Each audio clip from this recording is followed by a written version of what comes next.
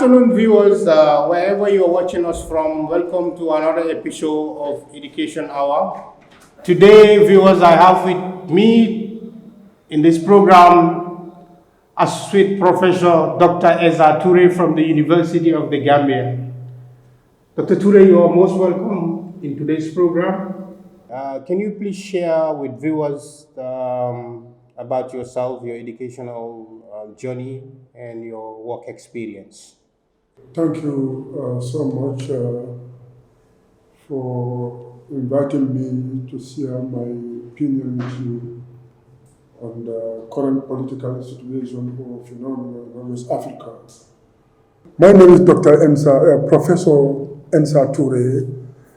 I'm a faculty staff at the University of the Gambia in the History Department, currently a coordinator of Master's Program in African History. Considering the political and the governance situation in West Africa, can you please give us a rundown, taking Burkina Faso as an example, a rundown of the political and the governance situation in West Africa, taking Burkina Faso as an example? Thank you so much. That question is very, very important.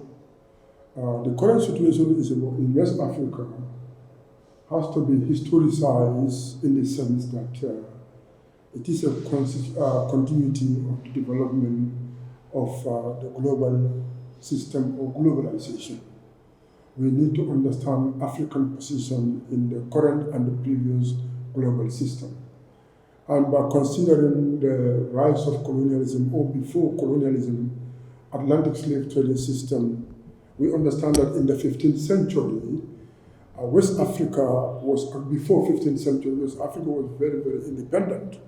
And you have to understand that the continent and the nation state at the level of, at the macro sociological context, that is where nation states and the regions in the continent will actually be classified according to the level of their sophistication in economy and that in politics or technology. And West African situation changed as a result of the rise of European industrial nations, where they actually intend to actually advance and expand the capitalist economic system and make sure that they actually influence and change every condition according to the interests of the European industrial powers in the world.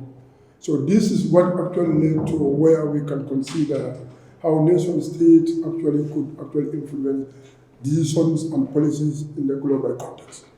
So at that point in time, since Europe became very sophisticated in technology, and they were able to produce and reproduce, they actually control, which means that West African relations with the entire industrial world changed as a result of as a result of the economic demand of industrial world.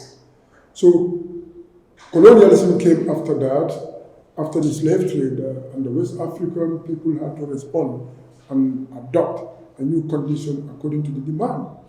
At that point in time, here the demand in Africa was actually centered on the non-human commodities, that is cotton, peanut, and other things that was demanded, which means that Africans would be subjected to actually concentrate on the production of commodities according to the demand of the industrial world, especially European capitalist nations.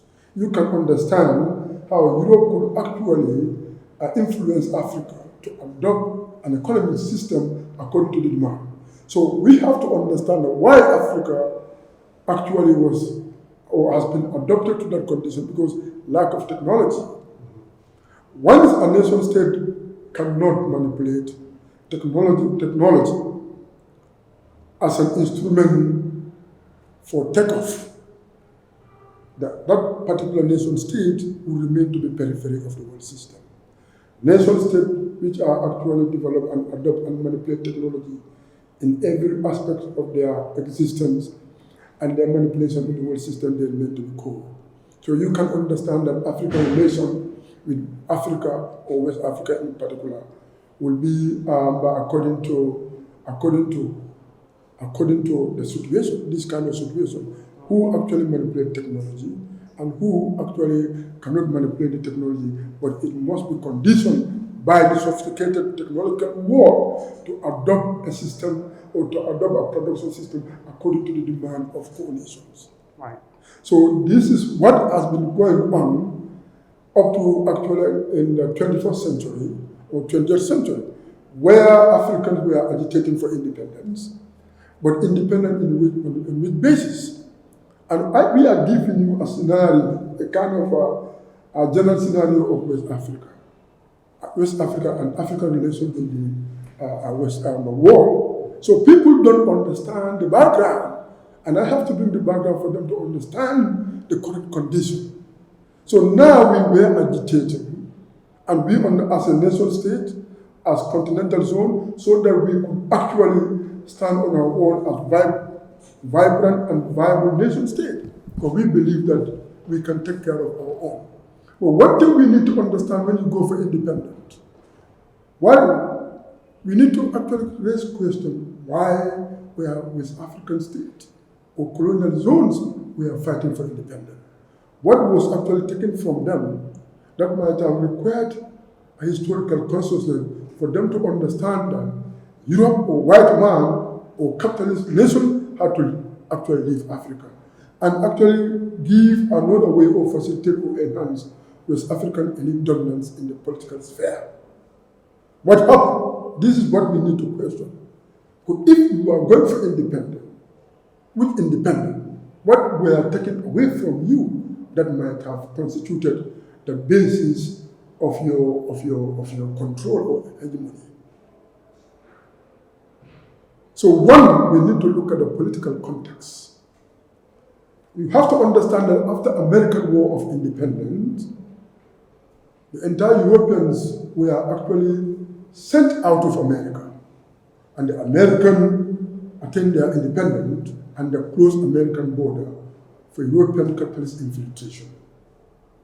So which means that you know that Europeans were going out for two things, to get two things. One, to get the source of raw material, that will actually facilitate the growth of their industry and create a market for their surplus. So anywhere they were going out, which means they had to be assured of extraction to ensure industrial continuity in the world system. At the second level of significance, once they reproduce the surplus industrial or factory product, had to be sold somewhere. Market, I can even earlier. So which means that once the pre-industrial Africa or pre-industrial Africa did not actually adopt a condition to alter that or to reject that, it means Africa must actually be subjected and respond to that condition according to the demand of the capitalist industrial world. And that's why Africa was colonized. First of all, they had to ensure that they influence political decision, to ensure that Africans adopt to the condition to respond to their own demand, not to the demand of Africa. That is where Africans were actually subjected to stick to their what is called consumption and production of raw material, and they became labor force. People need to understand this thing conceptually. Since Europe was industrialized, and their relation with the peripheral African zone or pre-industrial African, it has to be in two phases. Now, at the level of global context, you are seeing two categories. Europe became the superior power to dictate owing to their manipulation and utilization of technology. The African zone, which was not drive anything towards technological development, it must be the one consuming and must be influenced.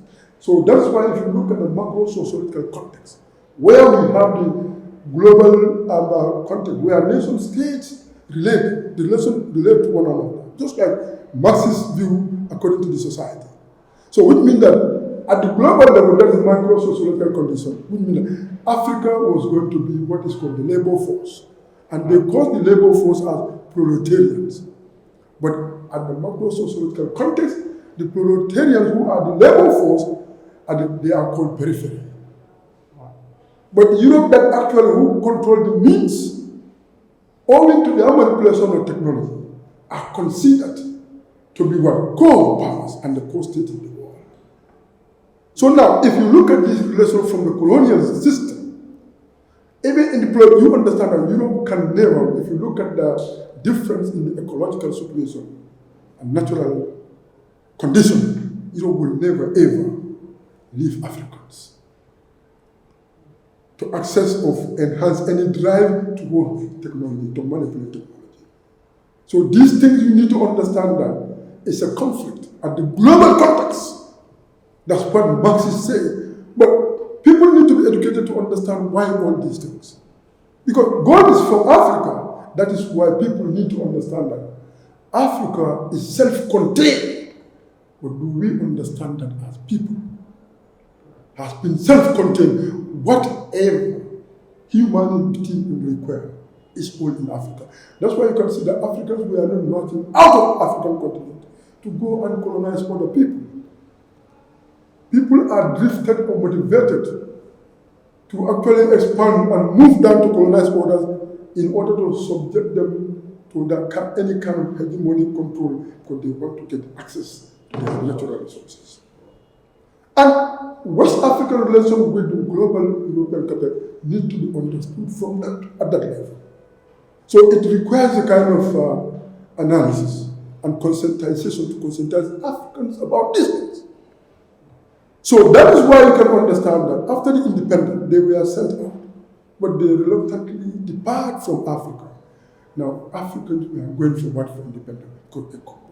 Political authority was actually destroyed. That's why they colonized us.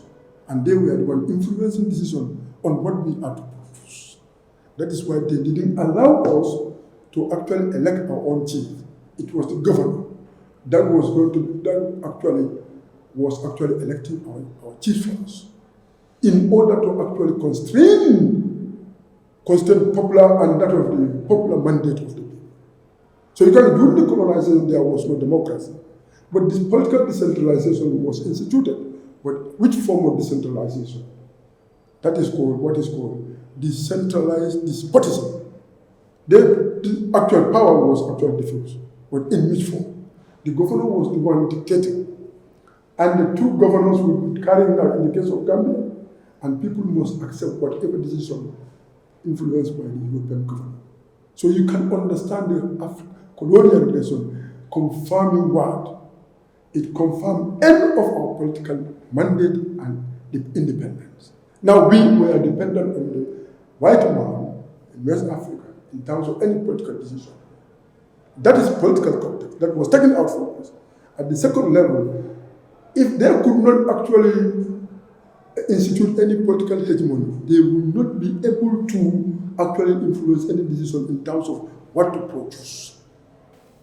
So that's why they introduced peanut. They introduced cotton at the expense of our staple food. Once they introduced that, that marked the end of our economic independence and our dependence on the capitalist market. If people don't understand these things, these trajectories, they will not be able to understand why the current situation in West Africa and in Burkina Faso in particular.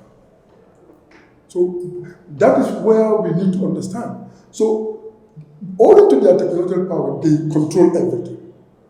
And African personalities emerge in the 21st century. There are two forms of elites, for example, two types of elites in West Africa. And people must be conscious of these two types of elite categories in West Africa. You have the capitalist elites, we call them capitalist personalities, and you have African personalities. And that is why you can understand that nation states in Africa and their approach and their methodology or the framework they adopted for independence different. That's why we categorize Kwame Nkrumah as African personality, because of owing to his historical consciousness.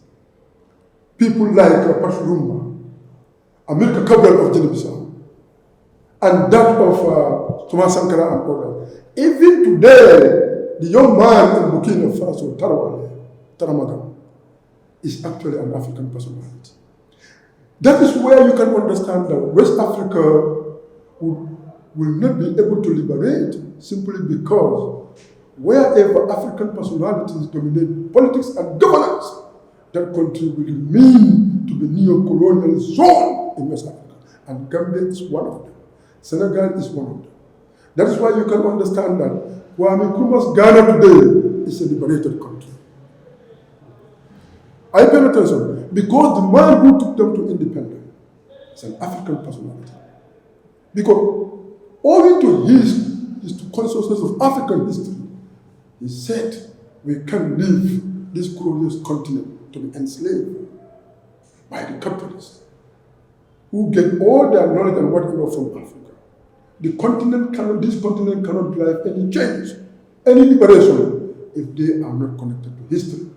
Because that constituted what is called knowledge of self. People cannot liberate them. So we understand that, look at the relationship between the colonial forces and West Africa is a continuity war. That is colonial imperial relations with West Africa. And in the 21st century, that is why they will do everything to actually constrain the technological development in West Africa. Because it will push Africa to regenerate or to generate from within Africa. And that's why if you look at it, they always want us to be peripheral. Look at the way we approach independence. Kwame Nkrumah was invited to be noted so that they could call him Sir. He said that over his dead body. He is a leader of an independent African jurisdiction. Ghana! I will never do that. I am leading a sovereign nation state in the world system. How can I grow before another territorial sovereign monarch, confirming that with me, my people are looking up to me as a liberator? How will they see me falling before Queen Elizabeth as a sovereign monarch of England? They invited Sadoro Kalajawara. He went and crawled before Queen Elizabeth. That actually was and he was the leading personality. People were looking up to him. That is why 95% of the Gambians are not Pan-Africanists. They don't have the spirit. Most of our elites are actually capitalist personality, where they adopted a situation where they go to government only to maintain their position, to take care of the narrow interests of their families, but the public interest, they are not conscious of it, they are not saying, because our elite don't know anything about Africanism. It is historical knowledge that drive nation-state wars, because history will teach them who they are. That's why Ghana, Kwame Nkrumah named his country after Ghana. Do you know why? Many people don't know that in history.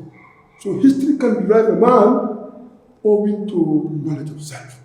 He said, I will name after my country to Ghana because I am the free. My country, Ghana, is the first country to gain independence. After the downfall of Pharaonic Africa, all the pharaohs, most of them were black people. As I told my people, go back to history. There were 4 Serere pharaohs in Egypt.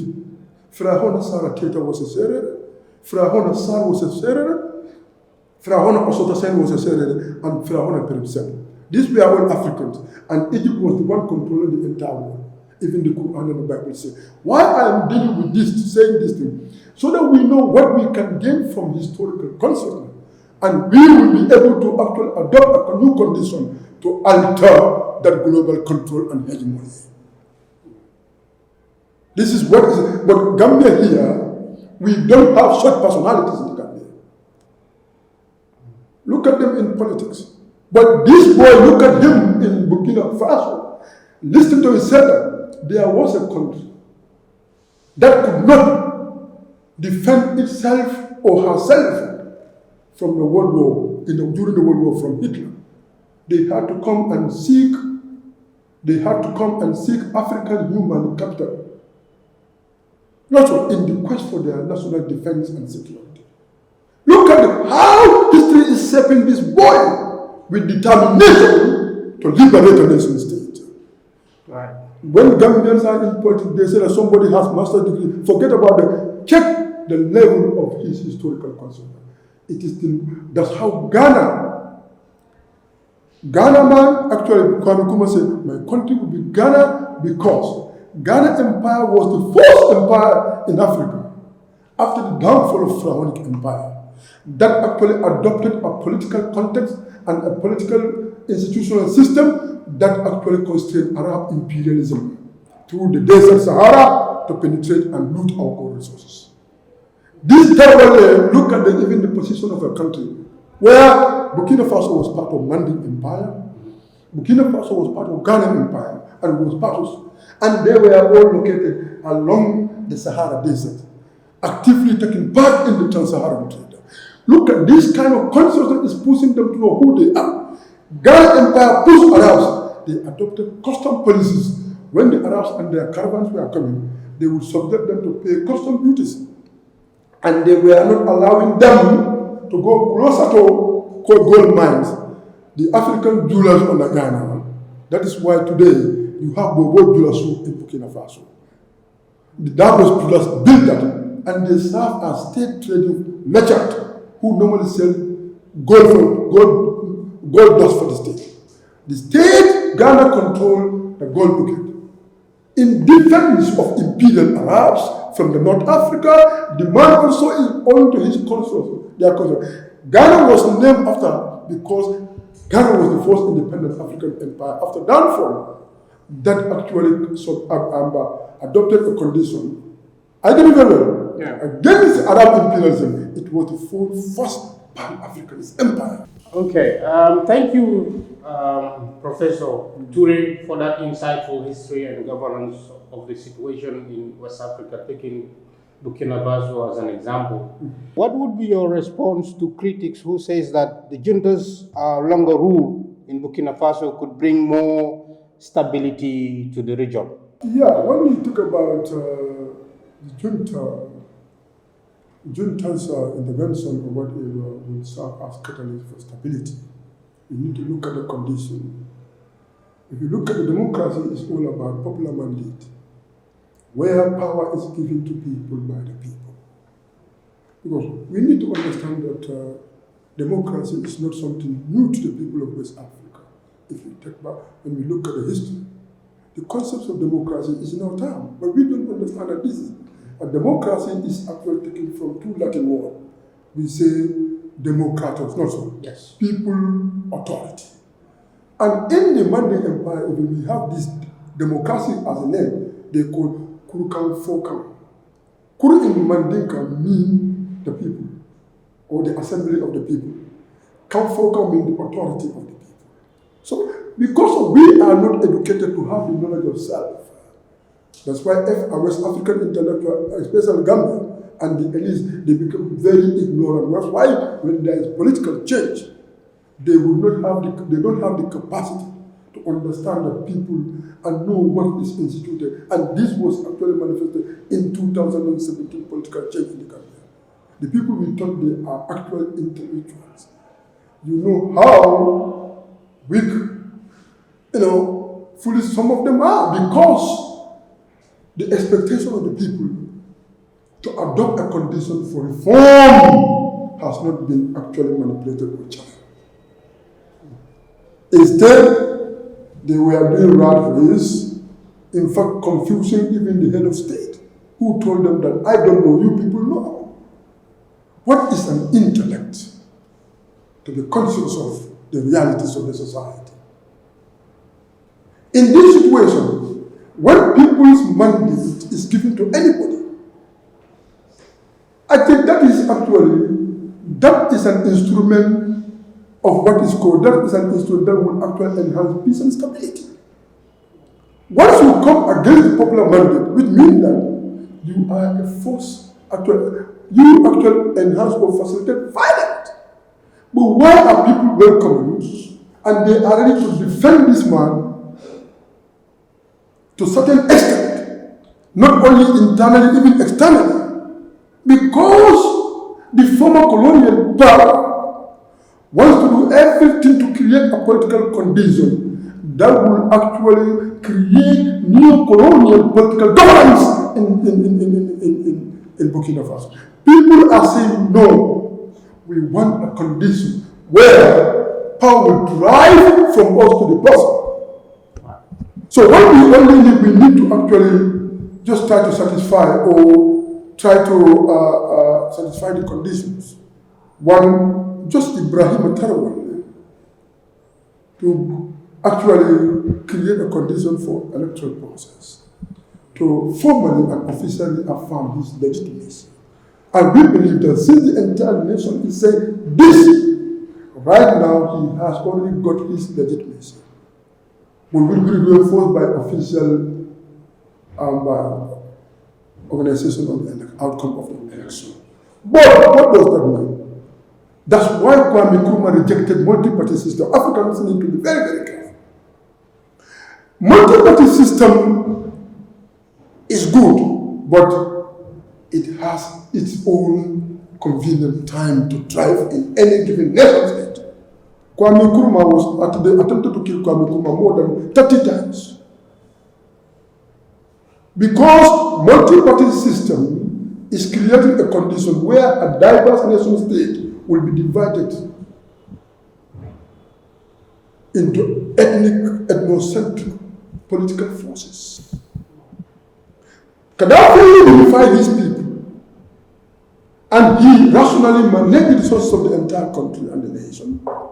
We had never heard Gaddafi's country be indebted in the global economic system. Why? Because they were able to utilize the resources they had, and they had independent position or whatever to sell anybody, and people were built. But in this situation, this man is utilizing gold to build, so to build people. Now, university students are not going to pay. Housing developed for the people. I can remember. So they always want us to mismanage our resources, where they will create a condition where Africans will be forced to go and take loan from IMF to actually set an economic trap for Africans, just like in the Gambia, when we are paying debt from our budget, we are left with little that could not create any or generate any industrial condition for Africa. So if Ibrahim Touray is currently doing that, his position is legitimate because he had the mandate of the people. Therefore, his presence will actually generate more stability. Okay, thank you, Professor Touray, for the way you've analyzed the current situation in Burkina Faso, responding to that specific questions I asked. Now, how do you respond to those who believe the military focus on security, economic and social, would make a longer rule acceptable if it reduces insecurity and make people feel safer? Yeah, because once a political system is reinforced in any country through the mandate of the people, first of all, the leadership will be conveniently positioned to actually carry out according to the demand and the needs of the people. That alone is a security for those who are ruling. Number two, and if they are actually utilizing internal resources, utilizing for the interest of the people, is a response to the demand.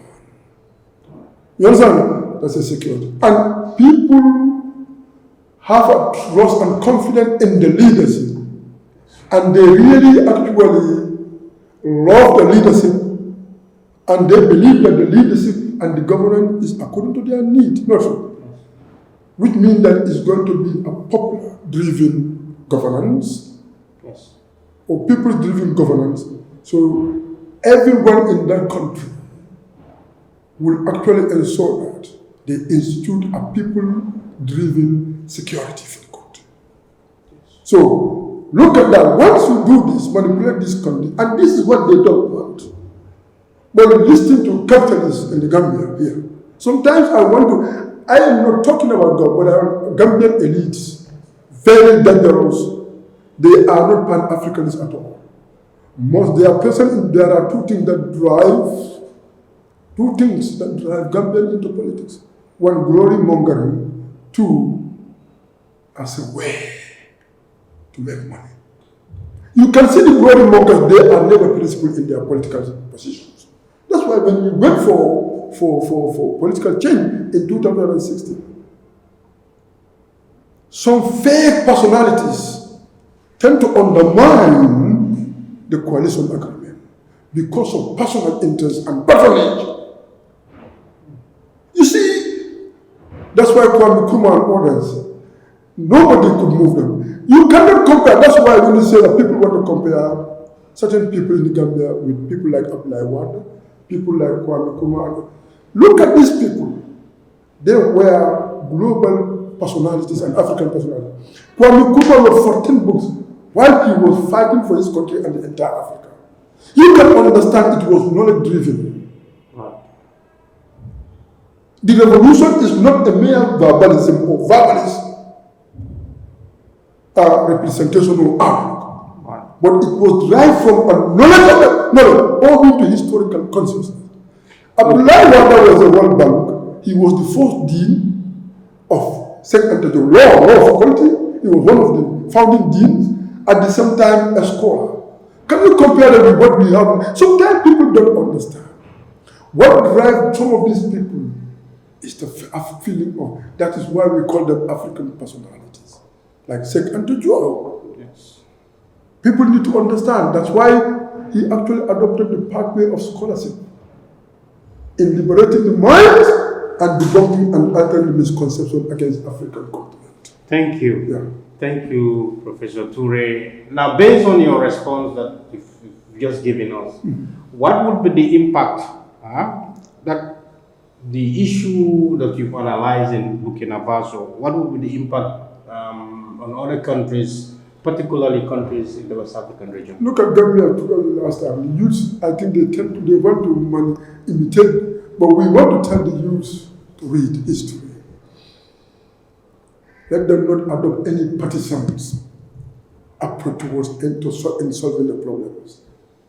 Let them look at the national interests over parties. Most of these parties are not actually led by ideological oriented party leaders. I love their response to the needs and the time. All because of the influence from Burkina Faso and Senegal. Right. I think and these are youth-driven revolutions. Youth! If you give your country to previous African capitalist person, you destroy the country. So, that's why in 2017, many parties in this country are led by the capitalist personalities who don't know anything about African history. So the youth have to be very, very careful. We know that they are oriented and inclined to national issues and they are responding to issues affecting the nation. And that is even actually helping the government to understand what is going on. So what do you say to people who might have the view of the changes in foreign relations from France to Russia as a strengthening of national sovereignty rather than a negative issue in Burkina Faso? Yeah, what's your response? It's historical. It's very historical. You understand, if you look at the European nations or industrial nations, you have those communist and socialist nations who never actually colonized Africa. And they never wanted to actually subject Africa to slavery. They never participated in the enslavement of African people. Whatever dehumanization carried out by any nation state will pay the price for it. We are telling you. Do you know that our African people, we enslaved Jewish people for more than 400 years? And that is why when people come to me and say that Jews are the closest people, Jews entered in Africa as actually wretched and savages. Could they enter with sticks, not with anything that may represent their innovative or technological conditions, as shepherds.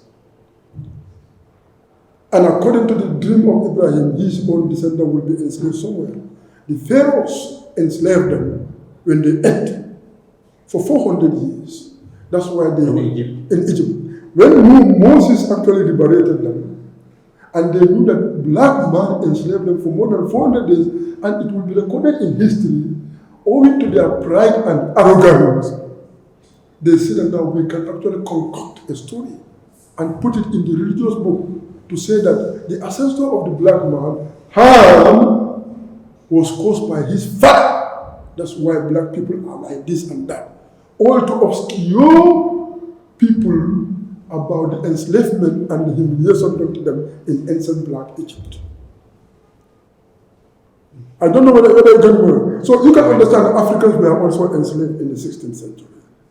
And they came by not only the colonization to dismantle our economy and to destroy our political system and institute whatever, not only that, some of our foolish intellectuals and elites who are actually howling for women empowerment, they don't understand that these people in the ancient time rejected women completely. They were more patriarchal when we were actually matriarchal in our political system. Look at the Gambia in history. Before even 14th century, the entire Gambian law were all under the women rulers. Jumansan and other places. You can be very well here. Right. And they enslaved, but you know that Russia never enslaved and never participated in the enslavement of African people. You don't still want to cling onto these kind of conditions to ensure that Africa is subjected to the peripheral conditions. So now the Africans are emerging, really, and they understand the context, and they consider France as one of the major colonials and imperial force that never want to see African liberated. Look at Charo massacre. Do you know that? That is why French people, you can understand, very bad people. When they nearly killed Ensa Touray and other people. When Ensa Touray and actually debunk all the misconceptions highlighted in their literatures against Africa, they rejected his PhD. France is a very bad country. And this is what they want to do. Look at the framework methodology adopted by Colonial. I can remember, it's actually constraining French viability of the French imperialists in Africa. I can remember here. When you look at the government politicians, listen to them, except PDIS, for example. They will never talk about all these things, how what is colonizing, because all they are thinking, the level of their thinking, whenever they take the government, is to actually what align with the West, depend on the West for all the money that will be borrowed to this country or lent to this country. You get it very well. That's the only thing. They are not innovative at all. They don't have any innovative ideas. But to adopt scientific framework against the global capitalist system and hegemony, they will never hear that from any government politician, except PDIS. But this is what West Africa, the response to French exploitation, owing to their consciousness. We need to reinforce and commit ourselves to the knowledge of history so that we can have what is called knowledge of self for liberation. Thank you. Thank you very much, Professor. I think you've touched on that point very briefly in terms of explaining what the situation in Burkina Faso. So what do you say of the critics who believe that the junta economic reforms might lead to continued military rule in Burkina Faso? The junta? The economic reforms that they're doing now would kind of lead to continued ruling of Burkina Faso at the moment, stating to the fact that for now they consider, stability and economic growth as more important than holding elections right away. Yeah, because when we talk about election in Africa, or political democracy, or popular mandate, sometimes you see that the rise of multi-party system. I think Africans need to be conscious of the diversity. Our diversity is actually manipulated by the West to constrain continuity in political governance and growth. You see, look at the Ensa Ghana. I pay attention there. Yeah. Look at Ensa Mali and other places. People build empires with diversity. Nobody knows at that part. Nobody. There was no saying this is Wolof, this is Fulani. No, they didn't know that. Their identity in politics is we are black people. That is their commonalities was actually served as symbol for national unity. Symbol for national unity. It is confirmed in the Malian Charter or Mandin Charter, Kurkan Furka. You look at the provision, you understand that our people were aligned based on their commonalities, that black African race. Wow. Right now, once you ask this to go back to Barak or whatever, so many parties are coming out, you will see ethnic representation in the political system. And that may constrain. We need to build the capacity of the people in political governance. Before we institute democracy, we understand the European condition and their political history, because each European nation state were established according to their it was ethnically driven nation state. They built their nation state according to their language, according to their culture. So that is why once you establish an ethnic nation state, you exclude all those people who are not part of that ethnicity. I pay attention. It is characterized by political exclusion and deprivation. When they came to Africa, that's what they adopted to ensure our divide or division. For example, in Rwanda, when the white man came to Rwanda, people need to listen to this very well. They found Rwandese people, they would speak the same language, and they are of common ethnic extractions. I don't know, but they were divided and they identified themselves according to the occupation. One, you have Hutus who were agriculturalists, Tutsis who were pastoralists, and 12 who were the artisans, the technologists. When white man came, because Tutsis were fair in complexion, because they are stupid scholars, the white man is not intelligent. They were endowed with knowledge, but they are not intelligent. They say that according to the Bible or whatever. Not so. White colored people are more close to God, are choosing people of the world. They actually adopted an alignment and alliances where they choose or identify Tutsis as partners against Hutus and Twa. They educated them, gave them all access to opportunities, offered them opportunities. When these people became conscious and educated the Tutsis, they asked them to leave their country. You see, white man began to actually adopt a new shift where they aligned with Tutsis, trained them militarily against the Hutus, what led to what ethnic cleansing in the country. That is why sometimes people need to actually go back to history. And it is only history that will identify our global enemies. I don't know whether you get me or not. Yeah. So multi-party system right now will lead to something, will constrain us and our continuity for political change and revolution in Burkina Faso. Burkina Faso need to be steadfast and remain so that Africans will gradually continue. Economic integration within Africa will actually be attained one day or the other. We will start with economic integration. From there, we move to political integration. Right now, look at the Gambia and Senegal. We speak Wolof together. We speak all the cultural conditions, internal conditions, and forces are there for economic conditions. No, sir. We need to actually forget about the ideological barriers and the francophone for continuity. And once we establish that, you speak to people in the local language. We do that exchange. Look at Senegal, they supply us electricity. And there is no problem. Right. I can remember, the only thing is, in the Gambia, we don't have African personalities. When you look at the elites, most of them are capitalist personalities. That's why in Gambia you can see more buildings, beautiful compound. When they go out with their cars and their trains, it will get dirty because how could you loot public funds and build a private jewelry and the entire public space? Is completely nonsense.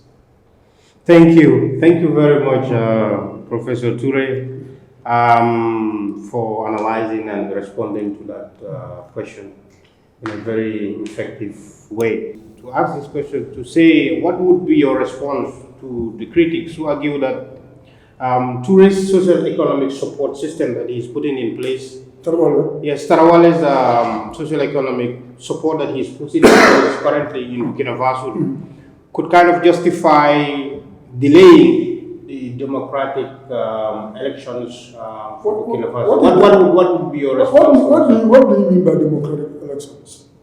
In Saudi Arabia, we have monarchy there. Do you have election there? Are they talking about it?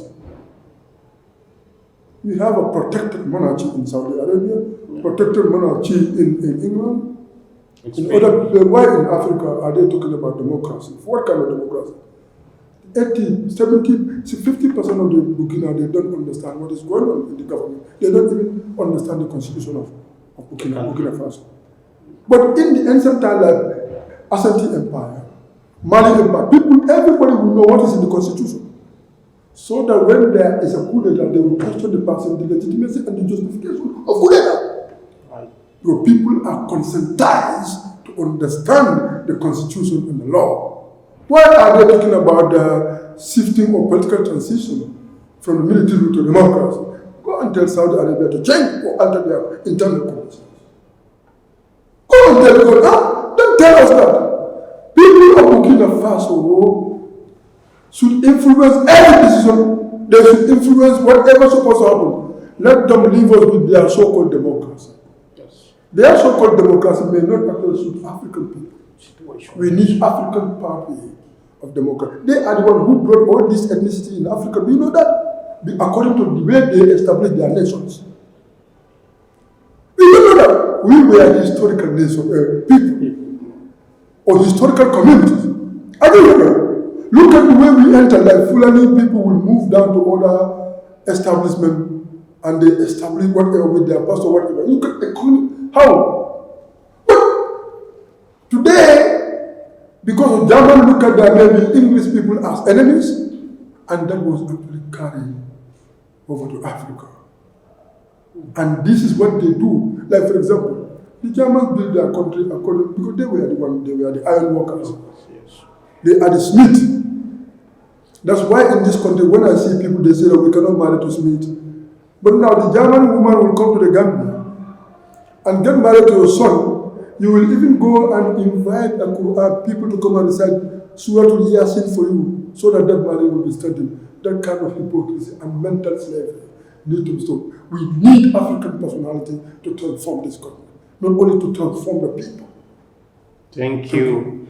Thank you very much, Professor Touray, with your response to addressing that specific question.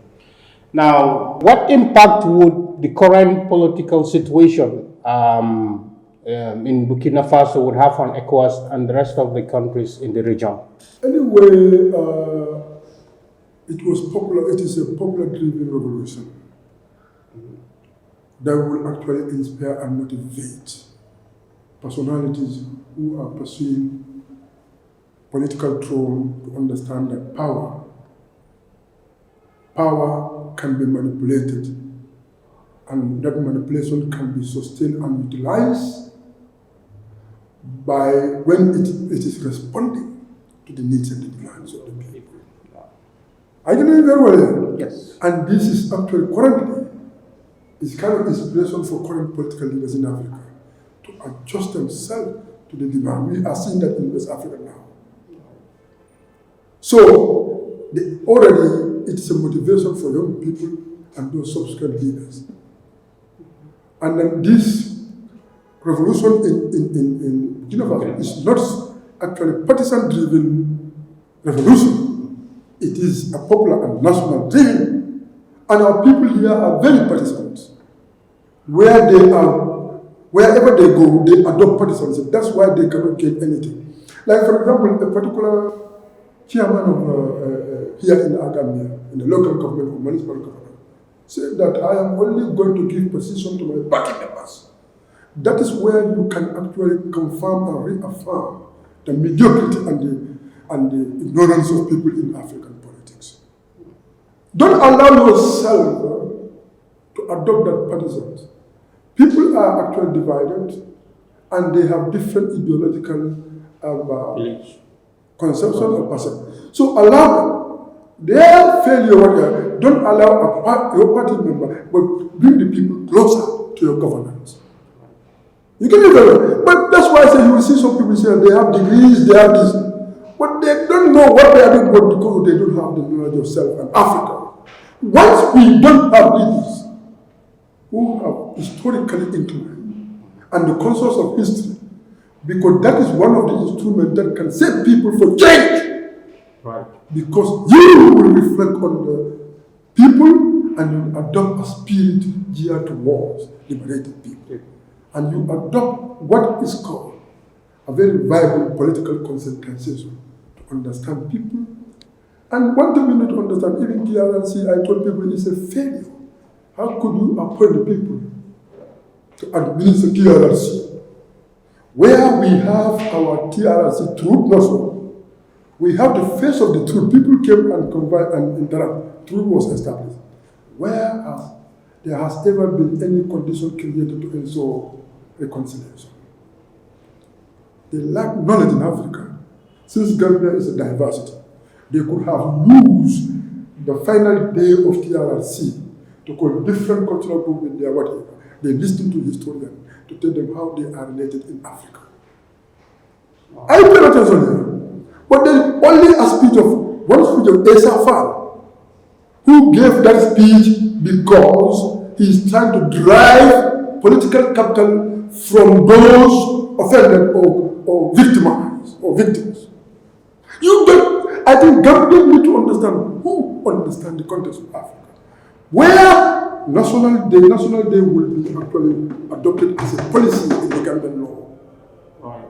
And Wolof will come, Mandu will come, Jobe will come, because we know that the situation was very macabre in the previous dispensation. And I will tell them how they are related in the ancient time, who they are in the ancient time. You tell them their history, they will cry and they seek out. When you are dealing with European and then African capitalists to come and preside over our TRRC, at the end of the day, somebody working for UN, you have, what do they have? UN system is a consolidated system. They could not drive anything. This is where you don't understand the concept of African personality and the capitalist personality. Thank you, viewers. Thank you very much for being with us live from Arts Media headquarters. It was Professor Ensa Touray from the University of the Gambia who joined us this afternoon in Education Hour. Thank you once more for watching, and we look forward to welcoming you in another episode.